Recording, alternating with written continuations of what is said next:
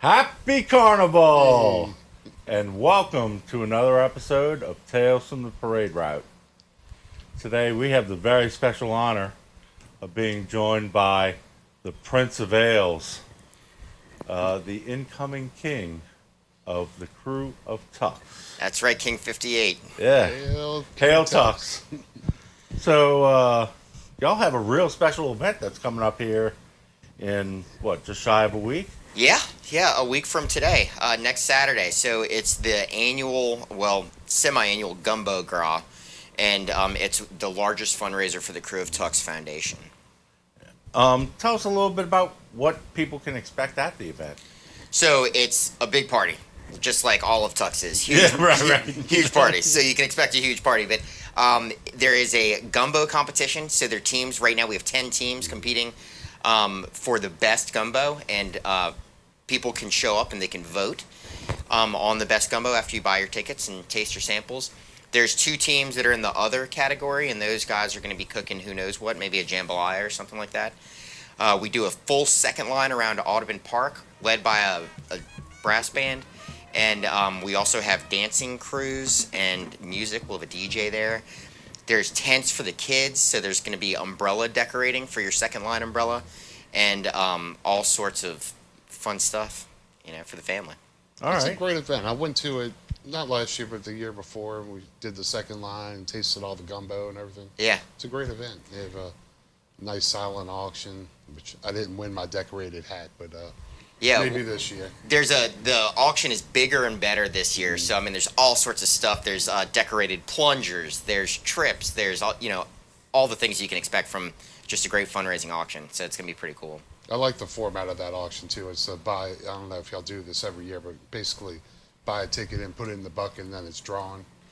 Well, so that we do have that as well as just a regular auction, standard auction. So this year we're running the auction. We went digital as everybody else did. So you can bid from your phone. You can actually go to the foundation's website and start bidding on stuff right now if you want to for next week. But yeah, we're doing the raffle for the wheelbarrow of booze in true Tucks fashion. So all of the captains bring a bottle, and we put it in a wheelbarrow. And so you have to, if you win, you wheel out just this massive amount of alcohol. So 21 and over to enter that one. But, Right. But it's 5 days worth. Oh yeah, no, I think last year. Ridiculous amount. Last year we figured out last year it was $5,000 worth of alcohol or something like that. Wow. It was just literally they were leaving with a huge wheelbarrow full to the brim, overflowing of booze. Let's see. So the gumbo aspect. I know that there's online with with the International Gumbo Day coming or just happening last weekend. The soon onsetting of fall here in New Orleans. Gumbo's been a hot topic on like TikTok and Instagram, and I see a couple of the internet famous people or whatever who are going back and forth between 504-985-337-225 about the proper etiquettes of gumbo. I thought that we could bounce a couple of these questions off of you to get. Okay, I think I'm ready. I'm ready to start some internet chatter. Right, get some people mad at me. Let's see. The first one here. Do tomatoes belong in gumbo? So personally, I'm a hard no on that one. A hard no. Yeah. I've seen it too, but I cringe every time I see it. So yeah, I've heard that you're only supposed to put them in there when you're doing. If you're trying to make the internet okra. mad. Well, they said if you're putting okra in it, that something between the acids of the tomato. That is incorrect. And it okra. never goes in gumbo. Yeah. I'm with you on Yeah, that one. I've never had it in my gumbo. Well, I personally never put it in my gumbo. Well, you're crossing Cajun and Creole. They don't match. They want the Cajun recipe, no tomatoes. Yeah. I'm with you on that one. But, who knows? We might find some tomatoes and some gumbo next weekend. They should have thrown out. Yeah. Ejected, right? Right. Been disqualified. Let's see. Chicken or seafood gumbo? Which is more superior? Look, I'm a New Orleans boy, born and raised. I order seafood every time I go out. I'll never turn down a chicken gumbo, chicken and sausage, but I'm a seafood gumbo guy at heart, you know? Let's see. Potato salad. Does it go on the gumbo? Or does it go on the side of the gumbo? I mean, this is definitely a regional question, you know? Yeah, right. Yeah. But here, look, it's, for me, a New Orleans boy, it's on the side. You know, it's never in it. But I've had it in it, you know? And I like it. If you run around an LSU tailgate, you'll see it both ways, you know? Yeah. But yeah, I'm definitely a potato salad on the side. Now, I will tell you, at Gumbo Gras coming up, you'll see it both ways. I'm sure of it. I did last year. Yeah. Oh, I'm sure. Let's see. What is the proper way to thicken a gumbo? Roux versus okra versus filet. That's a tough one. I should have brought a chef with me. Yeah, right. You Yeah. guys are putting me on the spot here. Yeah, like personally, I like the roux because it gives it like that richer, deeper flavor. Yeah, I was gonna say roux. When my wife makes it, it's definitely all roux, you know, and that's how she does it. So I think I'm gonna go with the safe answer. Yeah. And say that my wife's recipe is the best, right? Right. Yeah. Smart man. You know, I put okra in. I often like put okra. okra in my gumbo as well. But yeah, Well, you have to have a roux. Yeah. But I like okra as well. Yeah. Filet to me is it's strong. Like a filet gumbo is yeah, very strong. Agreed. Yeah, it's a distinct flavor. yeah. Absolutely. Let's see. Is gumbo better fresh out the pot, like right after you finish cooking it, or is it better the next day after it's had like that time to marinate, congeal, whatever, with all the flavors sitting in the fridge overnight? Yeah, I'm a fresh out of the pot kind of guy. You know, I will tell you though, when you put that pot on one morning before the parades start and you go watch the parades and you come back 3 or 4 hours later, nothing hits better than that bowl of gumbo that's been sitting on the stove, you know? I agree. Let's see. Jarred roux. Is it a savior for the chef, or does that make the chef a sinner? Savior or sinner? Good question. So I will tell you, in the rules of Gumbo Gras coming up, no jarred roux. All right. Yeah, it's off with their heads Yeah. as the king. So, I think that in a pinch, I understand it. You know, if you have to use it, I've never personally used it, so I couldn't tell you. But I know it is definitely against the rules this weekend for sure. It's not bad, especially if you're doing like a small pot or something. Yeah, it works. But if you're gonna make a big pot, you might as well make a roux. Yeah, if I'm making a giant pot, I'll make the roux. Yeah. But like, yeah, if I'm making just a pot to last me a day or two type thing, yeah, that's I fine. have no problem with using the jarred roux. I know that the It has the same ingredients you would use. Right, It's yeah. flour and oil. Yeah. Let's see. Can people still get tickets for the Umbrella Girl? Yeah, the Gumbo Gras, absolutely. You can get tickets online right now. Go to the Krewe of Tucks Foundation.org, and you can buy tickets. Tickets are, I think at this point, they're $35, and then kids under a certain age are free.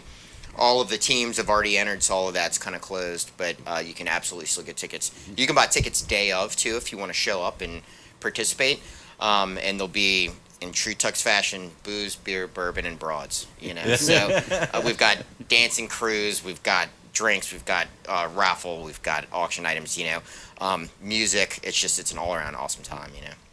Do you know what dancing crews will be joining you? I don't off the top of my. I think it's the Baby Cakes. Okay. Will be Okay. one of them. Robert lined them all up, so he could tell you exactly who was here, and so I don't know with any We just specifics. threw Robert under the bus. Yeah, right. I sure did throw Robert on the bus because he was supposed to be here 40 minutes ago with me doing this interview. So, Robert, when you listen to this, I'm mad at you. Let's see. I saw that y'all have a good bit of sponsors on there, and it's all tried and true New Orleans companies, shall we say? To Yeah. where like they're Absolutely. They're trusted names, you know. We couldn't do what we do without our sponsors. You know, we couldn't give back the massive amount of money that the foundation gives back to all of these charities. And though, again, they're local charities. We made a decision years ago that we wanted to support what we knew. So it's all going back to the community. So instead of going to like a Red Cross or something that was a national charity, everything's coming back. But going back to the sponsors, we've got Frischhurst's Impostado, big law firm on St. Charles Avenue. Southern Eagle is donating the beer. There's too many to name even, but you know, I saw you listed some of them on here too. We've got Kern Studios. They're a real big sponsor. They're top tier sponsor. And they help us with the events. You know, they do our floats and everything. You know, I can't say enough good things about them. Plush Appeal, Alyssa Fletchinger, that group, they're a top tier sponsor as well. Give us a bunch of money, help us out with everything, every aspect, and do our throws and stuff for the parade.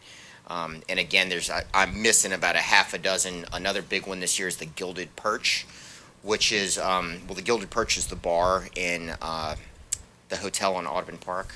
Which, okay. You know, I'm drawing a blank on the name right this second, but the Gilded Perch is the bar, and they're doing a fundraiser for us. And this year we're also doing a bourbon with 7-3 Distilling. So 7-3 Distilling is making a single batch bourbon for us, and then they're going to be selling it and give the proceeds back to the Krewe of Tucks. So Nice. the foundation, yeah, very exciting. Are y'all still doing the, was it Port Orleans still doing the Krewe of Tucks? Absolutely, yeah, absolutely. So I'm actually, by happenstance, I'm the one that's in charge of the beer. So we work directly with Port Orleans, and Port Orleans releases a beer, and it's called Roll With It. In true toilet paper fashion, and it's an IPA, and that'll be coming out. You can purchase it directly from the brewery. You know, this year it won't be in stores like it has been in the past. But I think I still have a original one sitting on my little display at home. I think it was Brew of Tucks, huh? Yeah, Wasn't that what it was? the first year that they did it. yeah, the Brew of Tucks, and that was a lime lager the first year. Yeah. And we did all the artwork, and so it's got the trees with the toilet paper hanging from them, and the fryer rolling down the avenue. Yeah. You know, and we still throw those koozies that we made from that year because the artwork was so awesome. But yeah, this year it's an IPA called Roll With It, and it's been very successful. It's been one of the number one selling Mardi Gras beers, especially number one IPA. Yeah. So Locally. we mentioned the parade here. How has your preparation process been for being king this coming year? Like, do they have you like running up steps or chugging beers? I mean, all of the above. Yeah, I think Yeah, if you go to any Tucks gathering, you might find all of that happening at the same time. People chugging beers and maybe running up and down stairs. Right. I've been telling people that essentially I'm having a shotgun wedding. Right, I was announced about 3 weeks ago that I was the new Prince of Wales, the incoming king, King 58, and they announced the king and queen at the captain's dinner, and then planning starts literally the next day. So, we're meeting with Plush Appeal on our throws. We found a venue for the king and queen's party, all of that stuff. But it's having a wedding. I had to find a tailor. I got a seamstress and a tailor instantly. First thing I did, in full disclosure, is I bought 2 purple tuxedos. Nice. Because I didn't know when I would need them, but I always figured I would need them. Yeah. Yeah. But yeah, so no, it's new outfits, it's throws, it's the parties, and of course, all of the other stuff that I'm involved in with Tucks, it just makes it all that much more exciting. So you can see the crown at Gumbo Gras this weekend because we'll be there with the crown. So Awesome. What's the selection to becoming king of Tucks? it is. Sometimes the captains have opinions, but there's one major captain, and ultimately, I think that the decision is made.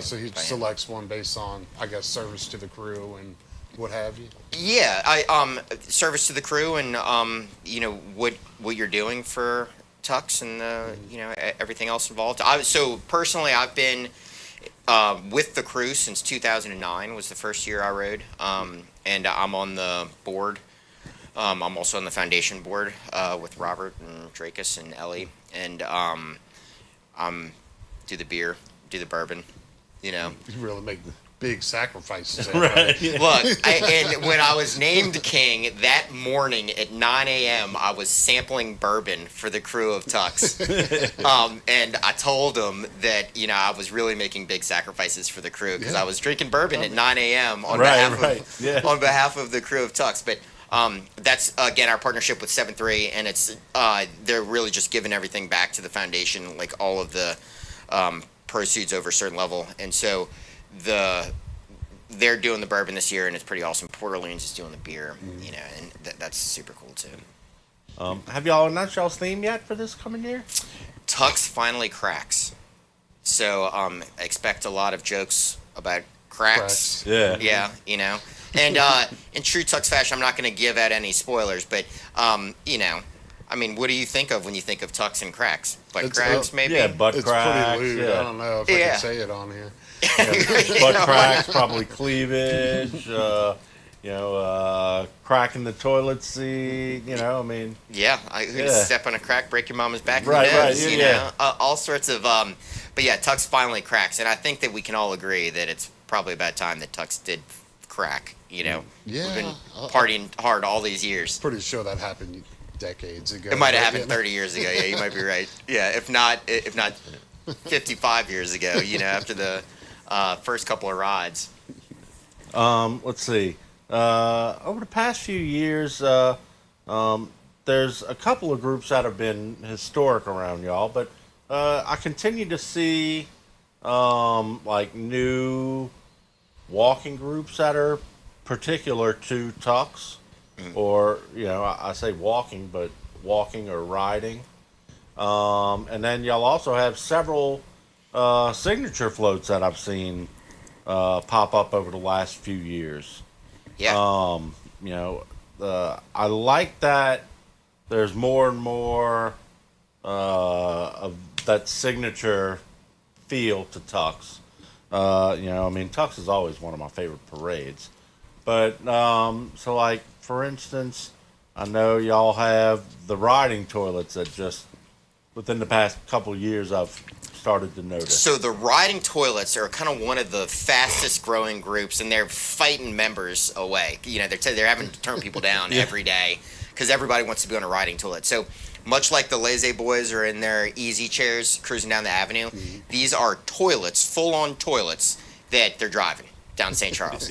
And it's wild, and it's pretty intense. So this year they have 18, and they have training. So, like, they have to go, and the captain of the toilets is, like, you know, cracking the whip, making sure that they can do the turns and navigate stuff. And so you're not going to have any toilets running into a crowd of people, which would probably only happen during Tucks anyway. So I can only imagine these practice things of, you know, people riding on a toilet going through like road cones and, you know, like the old Brady Bunch episode where they had the driving test or whatever. Yeah, You know? yeah. I mean, that should probably be its own YouTube video. Of Right. them. Yeah. But, you know, and who knows how they do it. I've never been to the practices. I think they're top secret, you know. Yeah. But who knows? I'm sure that they throw a random bead in front of you and you have to break the toilet immediately. You know, there are doubloons flying at you from all directions. Yeah, who knows? But that's one of the big ones. This year we have Intoxicated, which is a new one. I don't know if you've seen that one. That's a rolling bar down St. Charles Avenue. And that's pretty awesome too. Super Tucks has been around for a couple years, and they're a big one. They're a big group also. Yeah. And Tucks has always had some sort of signature. Yeah, y'all float. had like a dozen, but like just even over the past, I don't know, 10 years, it seems like there's been, you know, like at least 5 or 6 of them that I could point to and be like, that's a new signature float. You know as what I the mean? crew has grown, and other captains come in, and the captains get more and more riders, they want to do something that sets them apart, you know, from some of the regular floats rather. And so we have Funky Tucks, we have Intoxicated, we have the Tuxedos, which is the giant champagne bottle. The Booze Cruise. The Booze Cruise. And I'm giggling because every time I think of Booze Cruise, all I can think of is the Libido deck. Yeah. You know? right. Yeah. And I even want to call it the Libido deck, but it's Booze Cruise. And they did such a great job with that float. But even going further back, you had Nottingham, you had the Royal Outhouse, you know, and some of those. And so, and Funky Tucks has always had their signature floats. So we're trying very hard to make it just not a parade of all signature floats, you know, so that we can still change every year for the theme. But it's tough. And with the membership growing, so we've been retiring some of the smaller floats and building our own larger floats, which brings me to what we were talking about earlier is our den expansion.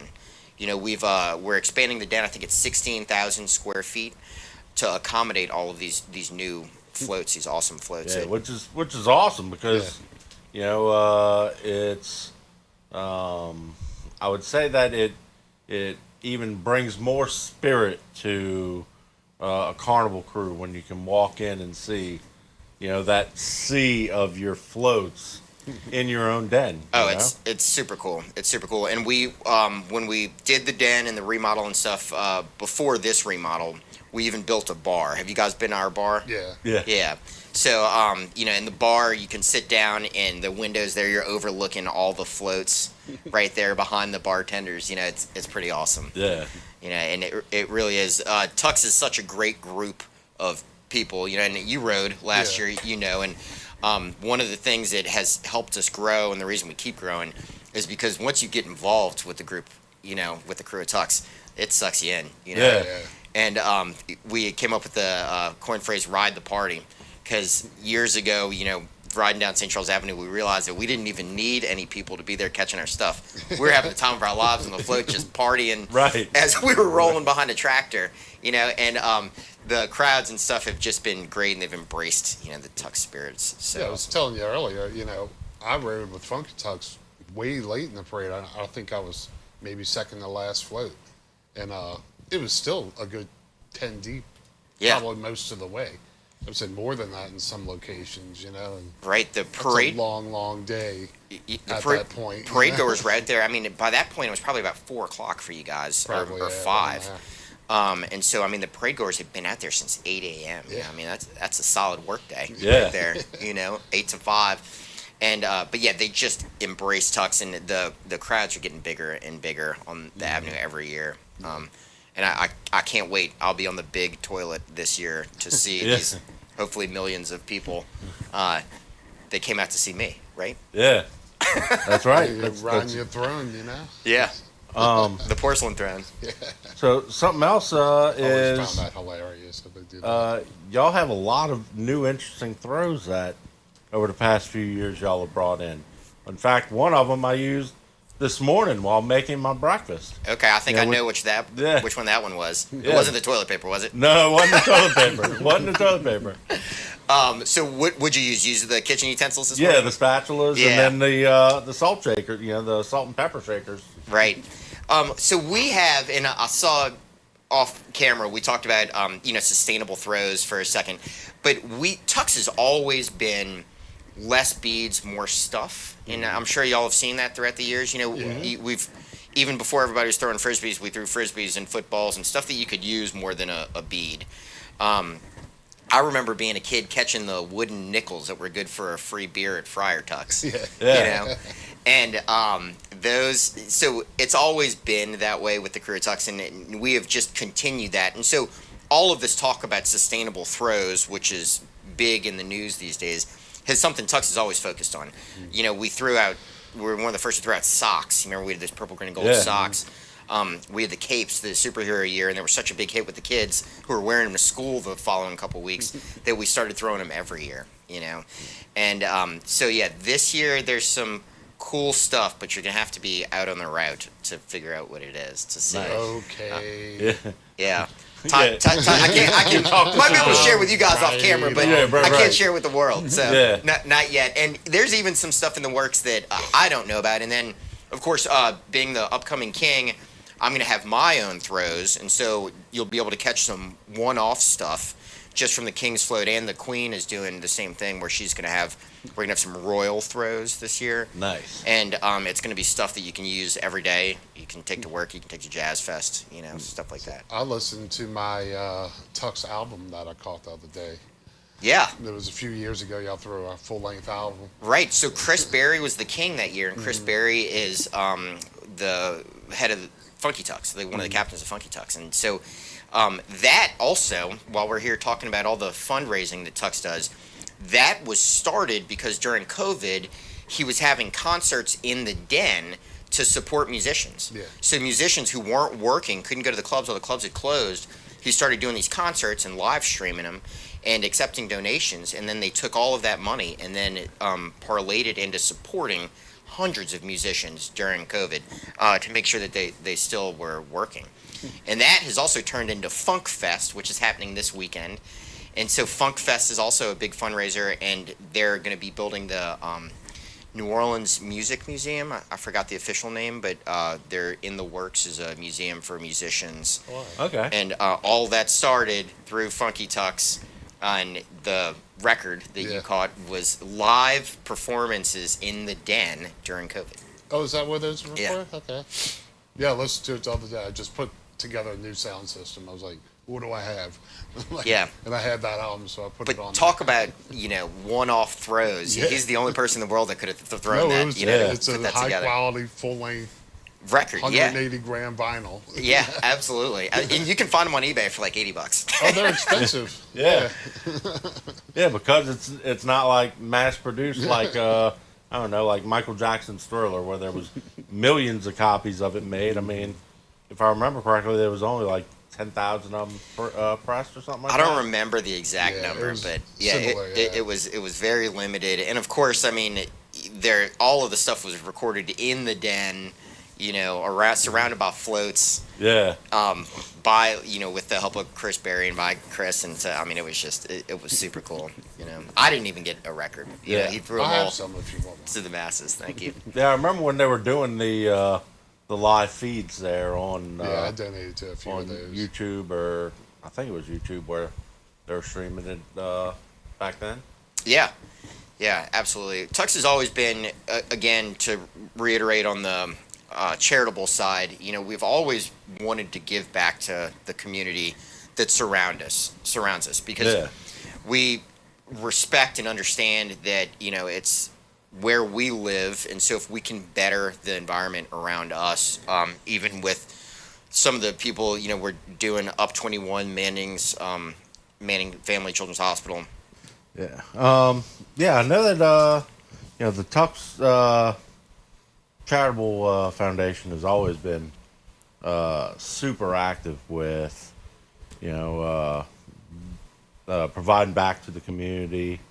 Do you have one of the particular projects that y'all supported that was nearest and dearest to your heart, shall we say? You know what I mean? Yeah, absolutely. There's a couple. So we're big into supporting special needs kids. So we do Crew to Camp, Up 21 Foundation, Manning's Family Children's Hospital, to name just a couple of them. We've always been big supporters of Magnolia School, and it's for special needs adults, with developmental delays. And one thing that Magnolia provides is housing for these adults so that they can have a semblance of a normal life, to where they're taken care of, but they're living alone and in kind of almost like group housing, a dorm room type situation, but they all have their own kind of apartments. And Magnolia School has been building those kind of in that area around River Road. And one of the things that we're going to focus on moving forward in the Charitable Foundation is really looking at is we're going to have in the future Tux houses, where Tux is going to build and pay for an entire house for the Magnolia School. And so we are focused on that moving forward. We're not diverting any attention away from the kids, but that's just one of the upcoming things as the foundation continues to grow. And frankly, it's with support from you guys and in the community, the people coming out to Gumbo Gras, the people trying the gumbo, the people drinking the beer, bidding on the items. That's how we're raising all this money. And then the money is just going right back into the community. Yeah. They also do a lot of your decorations, don't they? They do. So Magnolia School started off doing the plungers, and I'm glad you pointed that out. Most people don't know that. So they start off decorating the plungers and the toilet brushes for us. the crew got so big that eventually we had to outsource a lot of that because they couldn't keep up Yeah. with Right, the demand. But back when we were 700 riders, the captains did all of that in somebody's basement, basically. And then the next couple of years, Magnolia School did all of that, and so they were doing it for us. And then we went from 700 to 1500 to 2000, and so now, I mean, it would take a factory to Yeah, keep that's up. why With. I was Yeah. looking at this tag. 'Cause I remember seeing that it was like decorated by Yeah. Magnolia School. Magnolia School, but that was another way we could give back. So we were paying them to build them for us, to Yeah. make them, and they loved it. We have such a great working relationship with all the charities that we work with, and there's a Tucks room, a sensory room at Children's Hospital, at Manning's Family Children's Hospital, and we're looking to do the Tucks House, coming up soon for Magnolia, and Crew to Camp up 21. We just have great partnerships with the community. We can't beat it. Yeah. Yeah, I've said it a million times, but I really think that New Orleans and the metro area would be a totally different place without the support of the Carnival crews and all of what they do for charities and whatnot, because there's so much funds that flow in and out of those charities that the governments just can't all pay for, Yeah. So, all the help of the crews and all the work they do is amazing to me. Absolutely. And it's quiet. Nobody really knows a lot of this stuff. No, you hear about, the Pro Bono Publico, the Rex Foundation, giving away millions and stuff like that. But we, years ago, and this might be 10 or 12 years ago, Lloyd Frischhertz, the captain, realized that, if there were some things that we did with the money that we had, like we purchased our own floats, we purchased the den, things like that, that we could then take the money and instead of spending it on float rentals and stuff, we could give it back. And it was really his vision of kind of supporting the community. And so we went on a mission 10 years ago when we were 1,500 people, and we started buying our own floats. And then we bought our den, and so we weren't paying rental to house this stuff. And so now we're able to give such a large amount back. Not only the parade, but the charitable foundation, which are two separate entities. Yeah. And so they're donating back to the community. And I can't stress enough, Magnolia School's on River Road. There are a couple of places on the North Shore we're supporting. The rest of it, is in town. But it's all here, and it's all things that are touching all of our lives, whether we know it or not. And that's the big thing about the foundation and about the funds we're able to raise. And we're more than just a parade. I say it all the time. We're more than just a parade. We're more than just a frat party, and a lot of people don't realize that. But Y'all are a frat party. Yeah. look, we party with a Y'all purpose, are a though. frat party with a heart. How about that? A frat party with a heart, yeah. We party with a purpose. That's what I've been telling people. And so, in even everything that we're doing today, we've never lost the booze, beer, bourbon, and broads. But now we're partnered with Port Orleans, who's making the beer, the money that they sell from the beer that goes back to the foundation. 7-3 Distilling, the money from the bourbon that they're selling back to the foundation, and then all that money just goes right back into the community. Yeah. I love everything y'all do. It's a parade on its own. It's very, very distinctive for all the right reasons, and you're right. You can't get off of that float and not have a smile on your face, isn't it? There's no way. Yeah. But the charitable work and just things in general, the Tucks life, I think, is great in lots of ways. For me, clearly, it's a lifestyle. Yeah, Right? yeah, right. So it's much more than just showing up one day to ride on a float. And as I'm sure y'all can tell, I'm very passionate about everything that Tucks is doing, and you can't beat it. But again, it's the community support. It's guys like you that rode for the first time and might ride forever. So that was literally show up one day and ride on a float. Yeah. I didn't even know I was riding until 8 hours before. Right, a happy It's accident. well, let's go. But would you ride again? Oh yeah. Yeah, of in a course. heartbeat. Yeah. And now we do off-season stuff. So we've got the crawfish boil and a bunch of events. Like the Gumbo Gras, which I hope you guys can come to next Saturday. Yes. I guarantee you'll see us there. Yeah, Great. I've been to your ball the past 3-4 years. The costume party. The ball. You mean our very formal right, ball? right, yeah, That one, yeah, Yeah. your coronate, or I Yeah, guess it's not the coronation. The coronation ball. yeah. The pop and circumstance of Of the Tux Tux ball, yeah. yeah. With all of our French maids Yeah, right. as the maids. Yeah. I've been to that one the last few years, and that's a kick in the ass. I mean, that's a great one. Yeah, it absolutely is. Well, this year you're going to have to come because something very special happens that night. Yeah. You know? Yeah, we already have plans for that one. Yeah. So the coordination ball, they name the upcoming king, you know, which is pretty awesome, and then all sorts of parties will follow. It's wild that y'all march a band through the middle of a ballroom. I mean, it's a full-on band just going to town. What was it?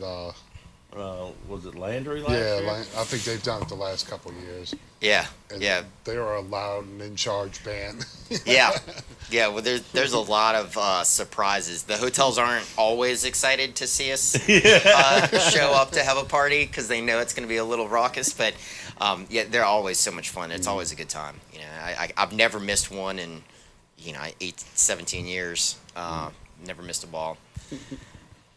Yeah, Tux is always one of my favorite parade days. You know, that 1-2 combo of Iris and then y'all. You know, I mean, that, like we had said earlier, you know, I mean, that's a full day of parading. You know, Yeah. I mean, with like 70 floats or whatever. You know, I mean that. I know that they have to be pulling the limit of tractor pulls, and I know y'all are always pulling. We both do. I think combined, and just wrap your heads around this, but combined, if you're on St. Charles or if you're past Napoleon Avenue where you can catch both parades at the same time, you're going to experience over 7,000 riders. Yeah. Riders, not bands, not marchers, but I mean 7,000 people in On front of floats. you. That's just on floats. That's just on floats, yeah. Yeah. And so you add in the bands and you add in all the secondary units and stuff like that, and I mean you're probably closer to 9,000 people, Yeah. like going down the avenue. Wow. And it's pretty wild, but it's something to see. If you haven't, and as far as Mardi Gras goes, that Saturday is, I mean, just jam-packed, and then if you're in the quarter, if you're downtown, you can catch Endymion all the way down there too.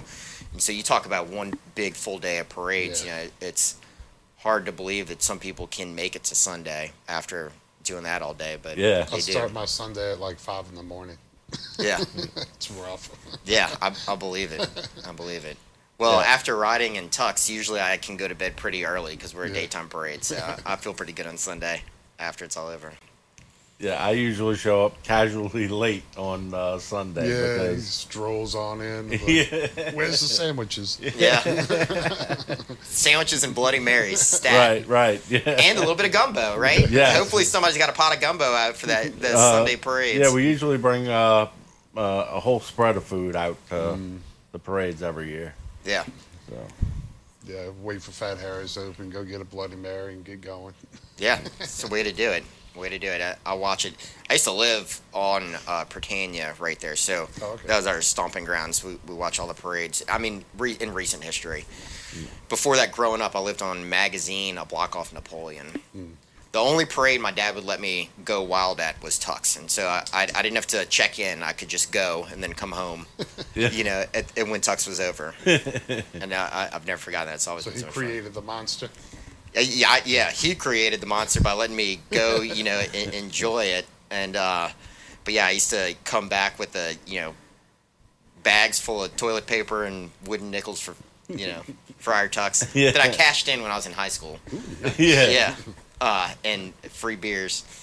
And so Tux has been great. It is such a great parade, and that Saturday is always such a fun day too. yeah. That's easily, I think, personally, I think that's a better day than even Mardi Gras itself. And, I mean, God bless Rex, God bless Zulu, but for the that's a lightning. fun, but I mean, I don't know, but like for me, getting to see longtime friends who ride and talks, and just the excitement around y'all's parade. it puts it up there. Two super crews back to back. Yeah. These days with the size of Iris and now with the size of Tucks. So it's gonna be fun. Don't miss it. You'll get to see me on the big toilet. So if no other reason, come out for that. Okay. Right? Yeah. So I want to thank you so much for coming on today with us. I want to remind everybody again, come out next weekend to the Umbrella Walk and Gumbo Gras. Right. Yeah. 10 Gumbo teams competing, dance troops, booze, beer, DJs, second line all the way around the park. There's going to be all sorts of stuff for the kids. So we're going to have, umbrella decorating. We're going to have, tents for the kids as far as not haunted houses, but Halloween themed stuff that they can do. And we've got hot dogs, hamburgers. It really is it's for everybody. So bring your mom and them, bring your kids, bring your friends. If you've ridden in Tucks, if you've never ridden in Tucks, if you want to ride in Tucks, come out, enjoy the camaraderie of the crew who's all partying for a purpose. We're out there and we're having a blast, but it's to raise money, and we can't forget that part either. Yeah. So, again, hail Tucks. Hail Tucks. Thanks for having me. Yeah, thank you for coming on. Great ride. So, have a great ride. Signing out. We'll see you on the route. Hey. Join us January 5th for the Countdown to King Cake at Southport Hall. For more information, visit countdowntokingcake.com. Also, if you like us, you can support us. You go to our website, you can purchase our shirts and These couple beautiful other things. goodies that we have out there. And be sure to follow us online as well. The links are all over here. And while you're at it, be sure to click that subscribe button down there and the little bell to stay in touch on when we put out new content. Thanks for tuning in. We'll see you on the route.